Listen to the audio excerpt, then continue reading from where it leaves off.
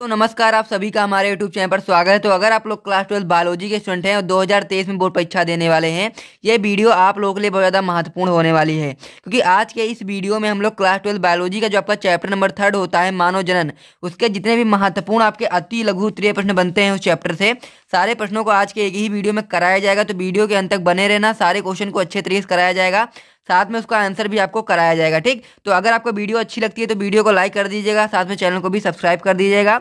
और वीडियो में आगे बढ़ने से पहले मैं आपको बताना चाहता हूं कि अगर आप लोगों को इसी प्रकार से क्लास 12 बायोलॉजी के सभी चैप्टर्स के note plus important question answer चाहिए तो आप लोग हमारा ग्रुप ज्वाइन कर सकते हैं। इसका चार्ज केवल 60 रुपीज़ है। ठीक, और अगर आप लोग इसी प्रकार से सभी सब्जेक्ट यानी कह सकते हैं क्लास 12 बायोलॉजी, फिजिक्स, केमिस्ट्री के सभी सब्जेक्ट के नोट्स साथ ही में इंपॉर्टेंट क्वेश्चन आंसर वगैरह प्राप्त करना चाहते हैं तो आप लोग हमारा ग्रुप ज्वाइन कर सकते हैं। इसका चार्ज केवल 150 है। ठीक, तो ये सारी चीज़ें जिनको भी चाहिए डिस्क्रिप्शन में आपको मेरा व्हाट्सएप नंबर मिल जाएगा, आप लोग मुझसे कांटेक्ट कर लेना। मैं सारा चीज़ें का जो आपका होगा डेमो भेज दूंगा, आप लोग देख लेना। अगर आपको अच्छा लगता है तो आप लोग ज्वाइन कर लेना। तो चलिए दोस्तों वीडियो को शुरू करते हैं।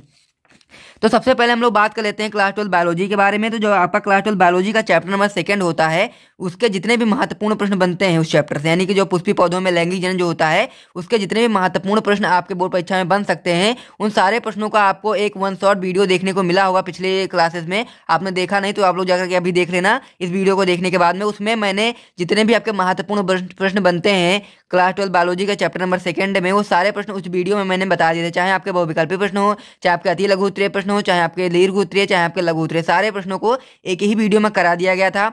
उसके बाद में फिर हम लोगों ने क्या किया था, जो मानव जनन चैप्टर होता है उसके जितने भी महत्वपूर्ण बहुविकल्पी प्रश्न होते हैं वो भी हम लोग कर चुके हैं। अगर आपने उस वीडियो को नहीं देखा तो उस वीडियो को देखने के बाद आप लोग उसे भी जाकर के देख लेना। अब हमारी बारी है इस चैप्टर में महत्वपूर्ण अति लघु उत्तरीय प्रश्नों को करने की, जो आपके बोर्ड एग्जाम में 1 नंबर के लिए आता है। और जितने भी महत्वपूर्ण प्रश्न इस चैप्टर से आपके बनते हैं अति लघु उत्तरीय प्रश्न में, वो सारे प्रश्न आज के एक ही वीडियो में आपको कराया जाएगा। तो वीडियो के अंत तक बने रहना सभी चीज़ों को अच्छे तरीके से समझने के लिए। जितने भी क्वेश्चन मैं आपको कराने वाला हूँ सभी क्वेश्चन को आप लोग कॉपी में नोट करते हुए चलना, क्योंकि जो भी क्वेश्चन मैं कराऊंगा सबका मैं आंसर बताऊंगा किस प्रकार से आपको बोर्ड परीक्षा में लिखना है, ताकि आप लोग अपने बोर्ड परीक्षा में 90% तक स्कोर करें। ठीक, तो सारी चीज़ें अगर आपको अच्छी लग रही है तो वीडियो को लाइक कर दीजिए, साथ में चैनल को भी सब्सक्राइब कर दीजिए। फिर हम लोग शुरू करते हैं अपने वीडियो को, और जितने भी आपके महत्वपूर्ण अति लघु उत्तरीय प्रश्न बनते हैं इस चैप्टर से उन सारे प्रश्नों को एक ही वीडियो में समाप्त करते हैं। तो चलिए तो वीडियो को शुरू करते हैं। तो अब हम लोग महत्वपूर्ण अति लघु उत्तरीय प्रश्नों को करने वाले हैं जो आपके बोर्ड परीक्षा में 1 नंबर के लिए आता है। ठीक, तो सारे क्वेश्चन को अच्छे तरीके से समझने के लिए आपको वीडियो के अंत तक बने रहना, तभी आप लोगों को सभी चीज़ें अच्छे तरीके से समझ में आएंगी। हर एक क्वेश्चन को मैं अच्छे तरीके से आपको समझाऊंगा, साथ में उसका आंसर भी आपको बताऊंगा कि किस प्रकार से आपको अपनी बोर्ड परीक्षा की कॉपी में लिखना है, ताकि आपको पूरे मार्क्स मिल जाएँ। ठीक, तो वीडियो के अंत तक बने रहना। साथ ही में अगर आपको वीडियो अच्छा लगता है तो वीडियो को लाइक भी कर देना, साथ में चैनल को भी सब्सक्राइब कर देना, और हर एक क्वेश्चन को अपनी कॉपी में नोट करते हुए चलना, ताकि जब भी बोर्ड परीक्षा आए आप लोग उन सभी प्रश्नों को तैयार कर सकें और अपने बोर्ड एग्जाम में अच्छा स्कोर कर सकें। ठीक, तो चलिए दोस्तों वीडियो को शुरू करते हैं और हमारा जो पहला क्वेश्चन है इसमें वो देखते हैं। तो इसमें जो पहला क्वेश्चन आपका दिया गया है, शुक्राणु जनन को परिभाषित कीजिए। यानी कि जब शुक्राणु का निर्माण होता है, यानी कि जब शुक्राणु का निर्माण होने की जो प्रक्रिया होती है उस प्रक्रिया को हम लोग शुक्राणु जनन कहते हैं। तो उसकी परिभाषा हम लोग किस प्रकार से दे सकते हैं, तो उसकी परिभाषा को देने के लिए हम लोग इस प्रकार से इसका आंसर लिखेंगे कि नर के विष्णु जननिक उपकला कोशिकाओं से अर्धसूत्री विभाजन द्वारा शुक्राणु निर्माण की जो क्रिया होती है उसे हम लोग शुक्र जनन या फिर शुक्राणु जनन कहते हैं। और यह प्रक्रिया जो होती है वृषण के शुक्रजन नलिकाओं में होती है। तो ये सारी चीज़ें आपको ध्यान देनी है कि जो आपका शुक्राणु जनन की जो क्रिया होती है वो वृषण के अंदर होती है, और साथ ही में जो आपका शुक्राणु होता है वो आपका नर युग्मक होता है। ठीक, और जो प्रक्रिया जो होती है शुक्राणु के निर्माण की प्रक्रिया, यानी कि जो शुक्राणु जनन जो प्रक्रिया होती है यह आपकी शुक्रजन नलिकाओं में होती है। तो ये सारी चीज़ें आपको ध्यान देनी है और सारी चीज़ों को अच्छे तरीके से नोट कर लेना है। अगर आप लोग इसका स्क्रीनशॉट लेना चाहें तो स्क्रीनशॉट ले लें, वरना आप लोग अपनी कॉपी में इसे नोट करते हुए चलें। फिर अब हम लोग अगले क्वेश्चन की ओर बढ़ते हैं। इसमें हमारा अगला क्वेश्चन है वृषण के 2 कार्य बताइए। तो ये भी क्वेश्चन बहुत ज़्यादा महत्वपूर्ण है। ये क्वेश्चन आपके बोर्ड परीक्षा में कई बार आ भी चुका है। ठीक, तो ये बहुत ज़्यादा महत्वपूर्ण क्वेश्चन है, इसलिए आप लोग इसे अच्छे तरीके से ध्यान देना है। तो पहला इसमें जो आपका कार्य है, यानी कह सकते हैं हम लोग इसका आंसर इस प्रकार से आप लोग बताएंगे कि सबसे पहले आप लोग लिखेंगे कि वृषण के 2 कार्य निम्नलिखित हैं। उसके बाद फिर आप लोग पहला पॉइंट डालेंगे और लिखेंगे कि नर युग्मक यानी शुक्राणु का निर्माण करना। यानी कि जो पहला कार्य होता है वृषण का महत्वपूर्ण वो आपका होता है नर युग्मक यानी कि शुक्राणु का निर्माण करना। और वहीं पर अगर दूसरा कार्य की बात करें तो दूसरा सबसे महत्वपूर्ण जो कार्य होता है नर लैंगिक हार्मोन टेस्टोस्टेरोन का श्रावण करना। अब ये टेस्टोस्टेरोन क्या होता है, तो आपको ये चीज जानकारी होनी चाहिए कि जो नर में दाढ़ी मूंछ का आना जो होता है वो टेस्टोस्टेरोन के श्रावण के द्वारा ही होता है। तो ये सारी चीजें आपको अच्छे तरीके से ध्यान देनी है और इसे अपनी कॉपी में नोट कर लीजिए, बहुत ही महत्वपूर्ण क्वेश्चन है। फिर हम लोग अगले क्वेश्चन की ओर बढ़ते हैं। हमारा अगला जो तीसरा क्वेश्चन है, शिशु जन्म के बाद कौन सा हार्मोन दूध मुक्त करता है। तो ये चीज़ आपको ध्यान देना है और साथ ही में इसका स्रोत भी बताना है। तो ये चीज़ हम लोग इस प्रकार से इसका आंसर बता सकते हैं कि शिशु जन्म के बाद प्रोलैक्टिन हार्मोन दुग्ध मुक्त करता है। ये चीज आपको ध्यान देना है। इस प्रकार से आप लोग बता सकते हैं आंसर में कि शिशु जन्म के बाद प्रोलैक्टिन हार्मोन दुग्ध का स्रावन करता है और साथ ही में इसका जो स्रोत होता है वो आपका होता है या पीयूष ग्रंथि के अग्रपिंड से स्रावित होता है। तो इस प्रकार से आप लोग बता सकते हैं। अगर आपसे कोई पूछे कि शिशु जन्म के बाद कौन सा हार्मोन दुग्ध मुक्त करता है तो आप लोग बता देना प्रोलैक्टिन हार्मोन, और साथ ही में अगर आप लोग इसका कोई स्रोत पूछे तो आप लोग बता देना पीयूष ग्रंथि के अग्रपिंड से ये स्रावित होता है। तो इस प्रकार से आप लोग इसका आंसर भी बता सकते हैं। अब हम लोग अगले क्वेश्चन की ओर बढ़ते हैं। तो हमारा जो अगला क्वेश्चन है, युग्मनज क्या है, इसमें गुणसूत्रों की संख्या होती है। तो इसका आंसर भी आप लोग बहुत ही आसानी से बता सकते हैं कि जब आप लोग के अगुणित शुक्राणु और अगुणित अंडाणु आपस में मिलते हैं तो युग्मनज का निर्माण होता है, और युग्मनज जो आपका होता है वो टूगुणित होता है। कैसे कह सकते हैं, 2n यानी कि द्विगुणित होता है। तो इस प्रकार से आप लोग बता सकते हैं। तो आंसर आप लोग इस प्रकार से लिखेंगे, अगुणित शुक्राणु n और अगुणित अंडाणु n के संयोजन से युग्मनज का निर्माण होता है। इसमें गुणसूत्रों की संख्या होती है वो दुगुणित होती है यानी कि 2n होती है। तो इतना आप लोग सबसे पहले नोट कर लें, फिर हम लोग अगले क्वेश्चन की ओर बढ़ते हैं।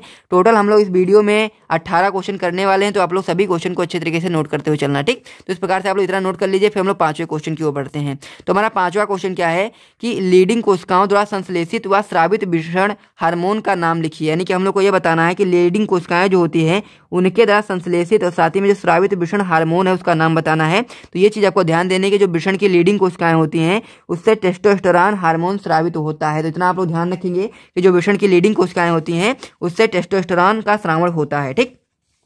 आगे इसमें आप लोग लिखेंगे जो नर के सहायक जनन अंगों तथा द्वितीयक लैंगिक लक्षणों के विकास में सहायक होती है। जो टेस्टोस्टेरोन होता है आपका, नर के जो सहायक जनन अंग होते हैं उनके विकास में, साथ ही में द्वितीयक लक्षणों के विकास में भी ये चीजें सहायक होती हैं। तो इस प्रकार से आप लोग 5वें क्वेश्चन का भी आंसर बता सकते हैं। यहाँ से आप लोग क्वेश्चन नोट करना चाहे नोट कर लें, साथ ही में आंसर भी नोट कर लें। फिर हम लोग बढ़ते हैं अगले क्वेश्चन की ओर। तो जो हमारा अगला क्वेश्चन है ये भी बहुत ही महत्वपूर्ण क्वेश्चन है। आपके लघु उत्तरीय प्रश्न में भी क्वेश्चन पूछा जा सकता है। तो क्वेश्चन क्या है आपका, आतर्व चक्र क्या होता है, ठीक। इसे हम लोग मासिक धर्म भी कहते हैं और इसे हम लोग आतर्व चक्र भी कहते हैं, ठीक। तो इसका आंसर आप लोग इस प्रकार से बता सकते हैं, मादा में जनन काल के प्रारंभ के साथ ऋतुस्राव प्रारंभ होता है जो जनन काल की समाप्ति के पश्चात रुक जाता है। यानी कि जो जनन काल होता है उसकी जब समाप्ति हो जाती है तो आपका आतर्व चक्र या कह सकते हैं कि जो ऋतुस्राव होता है वो बंद हो जाता है, ठीक। इस काल में अंडाशय प्रति माह अंडाशय से एक अंडे का उत्सर्जन होता है। ये चीज आपको ध्यान देना है कि इस काल में जो अंडाशय होता है उसमें से प्रति माह एक अंडाशय से एक अंडे का जो होता है कह सकते हैं कि उत्सर्जन होता है, और निषेचन न होने की स्थिति में गर्भाशय की दीवार एवं अंडाशय में चक्रीय परिवर्तन होते हैं, और इस चक्र को ही हम लोग मासिक चक्र या फिर आतर्व चक्र कहते हैं। चीज आपको ध्यान देना है कि जब निषेचन नहीं हो पाता है तो जो गर्भाशय की दीवार होती है, अंडाशय में जो चक्रीय परिवर्तन वगैरह होती है तो दीवार वगैरह क्या होती है, टूटने लगती हैं, और वही मासिक चक्र या फिर आतर्व चक्र के रूप में आता है। तो इस प्रकार से आप लोग इसका आंसर यहाँ तक बता सकते हैं। पूरी तरीके से आपको पूरे मार्क्स मिल जाएंगे। तो इतना आप लोग नोट कर लें, फिर हम लोग अगले क्वेश्चन की ओर बढ़ते हैं।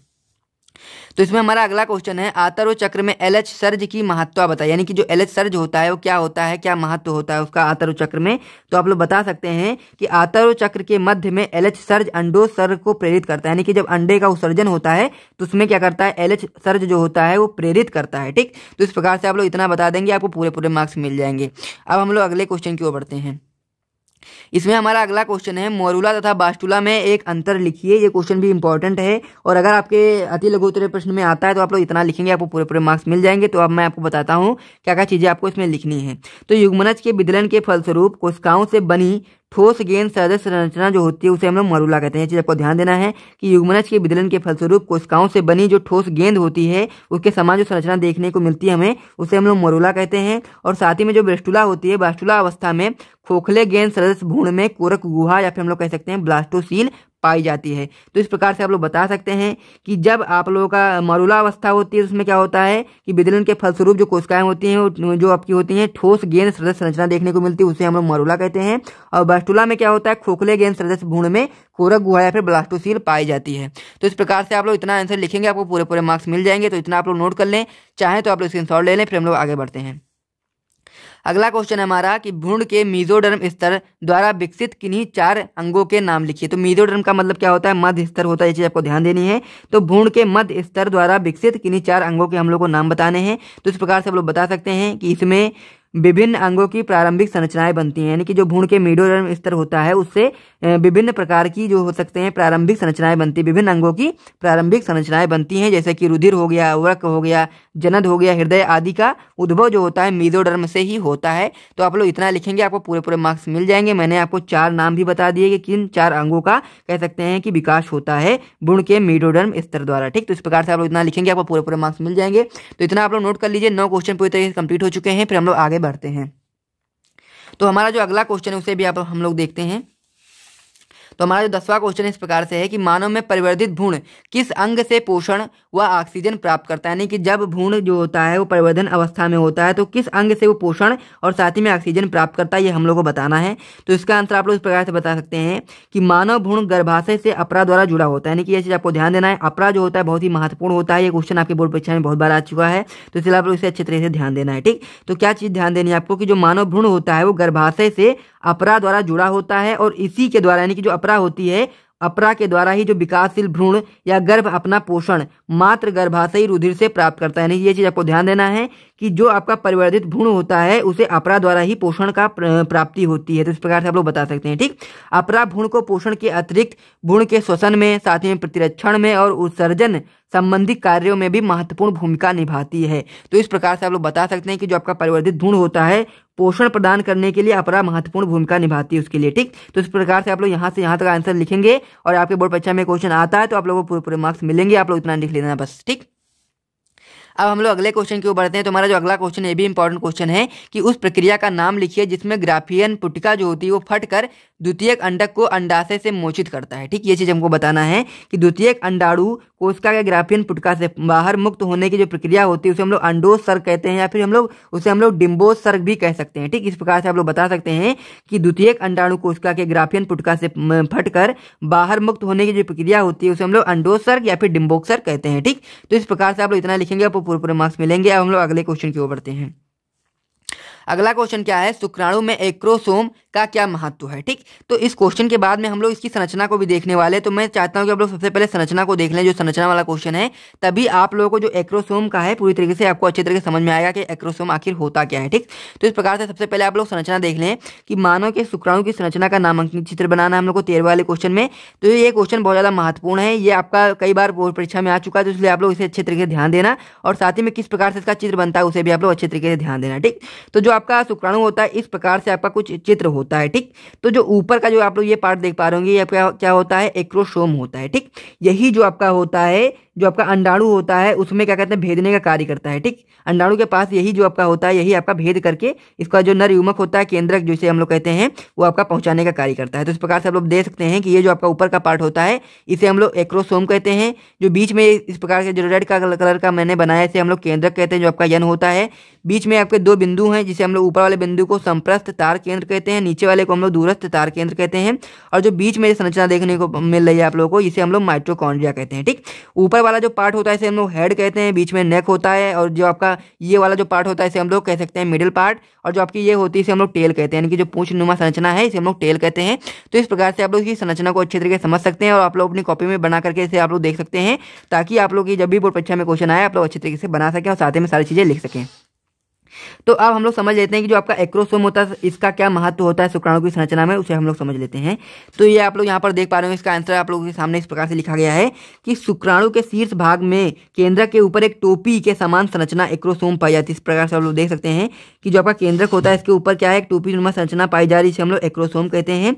इससे स्रावित हाइल्यूरेनिडेज एंजाइम जो होता है वो मादा अंडाणु के बाहर उपस्थित द्वितीयक भित्ति को भेदने का कार्य करता है, जिससे जो शुक्राणु होता है वो अंडाणु में प्रवेश करके उसे निषेचित कर दे सके। ठीक है, कह सकते हैं कि क्या होता है, ये जो आपका होता है एक्रोसोम, ये क्या करता है, ये आपका जो अंडाणु होता है उसके द्वितीयक भित्ति को भेदने का कार्य कर देता है, जिसकी वजह से जो शुक्राणु होता है वो अंडाणु में प्रवेश कर जाता है और उसे निषेचित करने का कार्य कर जाता है। तो इस प्रकार से निषेचन का कार्य होता है। तो आप लोग समझ सकते हैं कि जो एक्रोसोम होता है इसका बहुत ही महत्व होता है शुक्राणु की संरचना में। तो आप लोग इतना लिखेंगे आपको पूरे पूरे मार्क्स मिल जाएंगे। तो यहाँ तक हम लोग के 13 क्वेश्चन पूरी तरह से कंप्लीट हो चुके हैं। कुछ क्वेश्चन और भी बचे हैं, जो आपके 5-6 क्वेश्चन बचे हैं उसे भी हम लोग कर लेते हैं। ठीक, तो इतना आप लोग नोट कर लीजिए, फिर हम लोग बढ़ते हैं अगले पेज की ओर। तो हमारा जो अगला क्वेश्चन उसे भी हम लोग देखते हैं, वृषण जालिका क्या है। तो ये क्वेश्चन ही भी आपके लिए इंपॉर्टेंट है। तो इसका आंसर आप लोग इस प्रकार से बता सकते हैं कि शुक्रजन नलिकाएं वृषण की भीतरी सतह पर नलिकाओं के एक घने जाल में खुलती हैं, इसे वृषण जालिका कहते हैं। इससे क्या होता है, 5 से 20 शुक्र वाहिकाएं निकलकर एपिडिडाइमिस गुहा में खुलती हैं। चीज आपको ध्यान देना है। इस प्रकार से आप लोग इसका आंसर बता सकते हैं कि जो शुक्रजन नलिकाएं होती हैं वो वृषण की भीतरी सतह पर नलिकाओं के घने जाल में खुलती हैं, इसे हम लोग वृषण जालिका कहते हैं। और इससे 5 से 20 जो शुक्र वाहिकाएं होती है वो निकलकर एपिडिडाइमिस जो गुहा होती है उसमें खुल जाती है। तो इस प्रकार से आप लोग इसका आंसर बता सकते हैं। अगले क्वेश्चन की ओर बढ़े तो अगला जो क्वेश्चन है बहुत ही महत्वपूर्ण क्वेश्चन है। तो ये क्वेश्चन क्या है, स्तनियों में निषेचन कहाँ होता है, यानी कि जो आपके कह सकते हैं जो मादा होती है उसमें निषेचन कहाँ होता है। तो आप लोग बता सकते हैं कि स्त्रियों में कह सकते हैं स्तनियों में डिम्बाणु या फिर हम लोग अंडाणु भी कहते हैं। आप लोग डिम्बाणु कहें या फिर अंडाणु कहें, एक ही चीज होती है। तो आज निषेचन जो होता है डिम्बाणु का निषेचन फैलोपियन नलिका में होता है और निषेचन कला बन जाने के पश्चात अन्य शुक्राणु जो होते हैं वो डिम्बाणु में प्रवेश नहीं कर सकते हैं। ठीक, ये चीज आपको ध्यान देना है कि जो आप लोगों का निषेचन होता है वो कहाँ पर होता है, फैलोपियन नलिका में होता है। डिम्बाणु का निषेचन कहाँ होगा, फैलोपियन नलिका में होगा। और निषेचन के बाद क्या होता है, निषेचन कला बन जाने के कारण जो अन्य जो शुक्राणु होंगे वो आपके डिम्बाणु में प्रवेश नहीं कर पाएंगे। तो इस प्रकार से इस क्वेश्चन को भी आप लोगों ने अच्छी तरीके से नोट कर लिया होगा। हम लोग अगले क्वेश्चन की ओर बढ़ते हैं। तो ऐसे 2 जंतुओं के नाम लिखे जिसमें रुधिर जरायु अपरा पाया जाता है। इसका भी आपको ध्यान रखना है कि जो सभी यूथीरियन जो स्तनियों में जो होता है रुधिर जरायु अपरा पाया जाता है। एग्जाम्पल के रूप में आप लोग मनुष्य और कपि बता सकते हैं। तो इसका भी आंसर आप लोग इस प्रकार से बता सकते हैं। अब हम लोग अगले क्वेश्चन की ओर बढ़े तो हमारा अगला क्वेश्चन है, सर्टोली कोशिकाओं पर टिप्पणी लिखिए। तो सर्टोली कोशिकाओं के बारे में आप लोगों को थोड़ी सी जानकारी यहाँ पर देनी है, क्योंकि 1 नंबर का क्वेश्चन है तो आपको ज्यादा तो लिखना नहीं है, लेकिन थोड़ी सी जानकारी आपको यहाँ पर देनी है। तो इस प्रकार से आप लोग आंसर बता सकते हैं कि वृषण की शुक्र नलिकाओं में सर्टोली कोशिकाओं द्वारा परिवर्धनशील शुक्राणु कोशिकाओं को पोषण दिया जाता है। ये चीज आपको ध्यान देना है कि जो वृषण की शुक्र नलिकाएं होती हैं उसमें सर्टोली जो कोशिका होती है उसके द्वारा ही जो शुक्राणु होते हैं परिवर्धनशील शुक्राणु उनको पोषण देने का कार्य किया जाता है। तो इस प्रकार से आप लोग इतना बता सकते हैं। अगले क्वेश्चन की ओर बढ़े तो हमारा अगला क्वेश्चन है कि एंटी फर्टिलाइजिन कह सकते हैं कि फर्टिलाइजिन तथा साथ ही में एंटी फर्टिलाइजिन प्रक्रिया पर टिप्पणी लिखिए। ये इस वीडियो का लास्ट क्वेश्चन है, तो इसलिए आप लोग इसे अच्छे तरीके से ध्यान देना है। ठीक, तो इसमें क्या बताया गया उत्तर में, निषेचन के पूर्व अंडाणु फर्टिलाइजिन का श्रावण करता है और या शुक्राणु की सतह पर एंटी फर्टिलाइजिन नामक ग्राही से क्रिया करता है। ये चीज आपको ध्यान देना है कि जो अंडाणु होता है वो किसका श्रावण करेगा, फर्टिलाइजिन का श्रावण करेगा, और शुक्राणु जो होता है वो एंटी फर्टिलाइजिन का श्रावण करेगा, जिसकी वजह से ही जो आपका अंडाणु होता है जो शुक्राणु को अपनी ओर आकर्षित करता है। जब दोनों लोग आपस में मिल जाते हैं तो उसके वजह से ही जो आपका शुक्राणु होता है वो अंडाणु की ओर आकर्षित होता है, जिसे हम लोग आसंजन कहते हैं, यानी कि जिसके फलस्वरूप दोनों में आसंजन हो जाता है। तो जितने भी आपके महत्वपूर्ण अति लघु उत्तरीय प्रश्न थे उनका सारे प्रश्न कंप्लीट हो चुके हैं। इस चैप्टर में जितने भी महत्वपूर्ण बन सकते थे सारे मैंने करा दिए। अगर आपको वीडियो अच्छा लगा है तो वीडियो को लाइक कर दीजिए, साथ में चैनल को भी सब्सक्राइब कर दीजिए। मिलते हैं नेक्स्ट वीडियो में और भी महत्वपूर्ण क्वेश्चन के साथ में। तो तब तक के लिए जय हिंद।